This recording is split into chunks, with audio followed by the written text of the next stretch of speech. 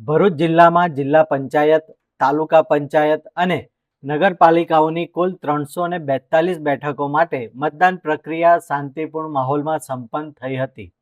સમગ્ર જિલ્લામાં સરેરાશ 71.34% જેટલું માતબર મતદાન નોંધાયું છે. કુલ 13,80,667 જેટલા મતદારોએ પોતાના મતાધિકારનો ઉપયોગ કરી લોકશાહીને મજબૂત બનાવી છે. જેમાં જિલ્લા પંચાયતની કુલ 33 બેઠકો માટે 72.94% મતદાન નોંધાયું છે, જ્યારે 9 તાલુકા પંચાયતની 177 બેઠકો પર 72.91% મતદાન નોંધાયું હતું. આ ઉપરાંત ભરૂચ જિલ્લાની 4 નગરપાલિકાઓની 132 બેઠકો માટે 68.18% લોકોએ મતદાન કર્યું હતું. ગામડાઓમાં શહેરની સરખામણીએ મતદાનનો ઉત્સાહ વધુ જોવા મળ્યો હતો.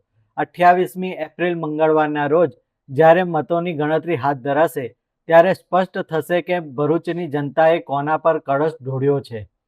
હાલ તો ભાજપ, કોંગ્રેસ, આમ આદમી પાર્ટી અને અન્ય અપક્ષ ઉમેદવારો પોતાની જીતના ગણિત માંડી રહ્યા છે અને જીતનો વિશ્વાસ વ્યક્ત કરી રહ્યા છે.